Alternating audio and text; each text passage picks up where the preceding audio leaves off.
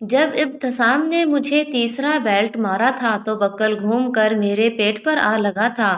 बिन देखे मुझे महसूस हो गया था कि लोहे की बक्कल ने मेरे पेट को कट लगा दिया है और जख्म से खून रिसने लगा। मगर यहाँ मेरे बहते खून की किसे परवाह थी। मैं शाइस्ता इब्तिसाम बनने से पहले शाइस्ता जाहिद थी। मेरे वालिद जाहिद साहब सरकारी मुलाजम थे और मुझसे बेइंतहा मोहब्बत करते थे। मेरे वालिद की मुझसे मोहब्बत का ये आलम था कि मैंने छठी क्लास में कपड़ों के लिए सोने के बटन लेने की ख्वाहिश जाहिर की तो अगले तनख्वाह के साथ कुछ उधार पैसे लेकर मेरे वालिद साहब ने मुझे बटन लगा दिए थे और फिर मैंने वो बटन कहीं गुम कर दिए तो अम्मी को पता चल गया। शाम का वक्त था। मेरी माँ ने बटन गुम हो जाने की वजह से जूता उतार कर मुझे एक जूता ही मारा था कि दूसरे ही लम्हे में अपने वालिद मोहतरम की बाहों के मजबूत हसार में थी।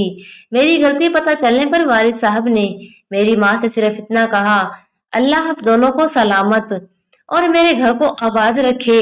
मेरी बेटी मेरे लिए अल्लाह की रहमत है और आज के बाद किसी बड़े से बड़े नुकसान पर भी मेरी बेटी पर हाथ ना उठाना। और यकीन करे मेरे जिस्म पर लगे हुए जूते से बना हुआ वो नील का निशान देखकर मेरे वालिद साहब सिसकियां लेकर रोने लगे थे। मेरी माँ सिर्फ चंद लम्हे ये मंजर देख पाई और फिर वालिद साहब से नजरें चुराती अपने काम में मगन हो गई थी।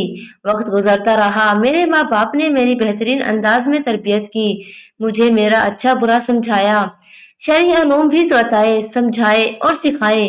वक्त का काम होता है गुजरना। वक्त गुजरता रहा और मैं यूनिवर्सिटी में पहुंच गई। यूनिवर्सिटी में मुझे इब्तिसाम से मोहब्बत हो गई। इब्तिसाम इंतहा का खूबसूरत और वजीह लड़का था। मैंने घर में इब्तिसाम के हवाले से बात की। वालिद साहब ने फैसला माँ पर छोड़ा और माँ ने इनकार कर दिया।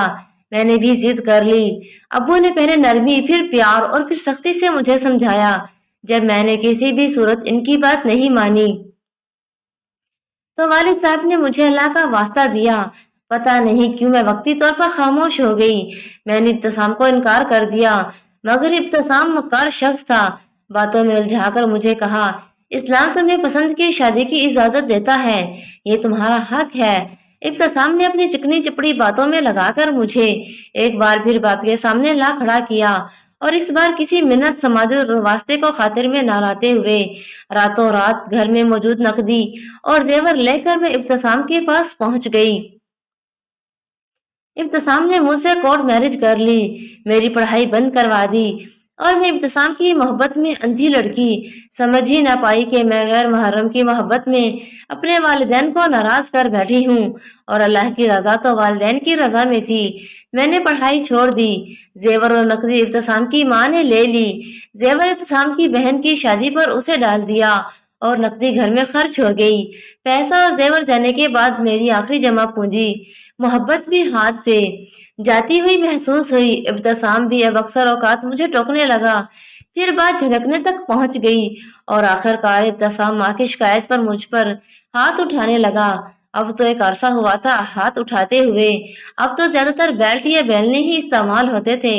ना सिर्फ इब्तिसाम बल्कि इसकी माँ भी मेरा जिस्मानी रिमांड लेती थी। और आज जब इब्तिसाम ने बेल्ट मार मार कर मेरा जिस्म सिर्फ इतनी सी बात पर लोहू लहान कर दिया कि बर्तन धोते हुए मेरे हाथ से एक गप गिर कर टूट गया था तो मुझे बेख्तियार याद आया था कि कहाँ शाइस्ता जाहिद सोने के बटन गुम कर देने पर जब माँ से एक जूता खाती तो बदले में माँ को शाइस्ता जाहिद की जगह अपने शोहर और शाइस्ता जाहिद के बाप मोहम्मद जाहिद की सिसकियां सुनने को मिलती। और कहाँ आज शाइस्ता इब्तिसाम मिट्टी से बना एक कप टूट जाने पर बेल्ट से पिटती है तो पीटने वाले को रोकना तो दरकिनार, पिटते पिटते गिर जाने वाली शाइस्ता इब्तिसाम को कोई उठाने भी नहीं आता। मैं यहाँ दर से तड़प कर शाइस्ता इब्तिसाम से हटकर शाइस्ता जाहिद बनने की ख्वाहिश कर रही हूँ और साथ ही मुझे पीटने पर माँ बहन से कहकों की सूरत में दाद वसूल करते इब्तिसाम की आवाज़ें सुन रही हूँ। मैं आपकी इस बात की तस्दीक करती हूँ कि गैर मुहर्रम की मोहब्बत अजाब है और साथ ही बहनों को नसीहत करती हूँ, वालिदैन की मोहब्बत का कोई मोल नहीं। किसी गैर मुहर्रम की मोहब्बत की खातिर महरम रिश्तों माँ बहन भाई बाप की सूरत में मिलने वाली मोहब्बत को ना ठुकराओ।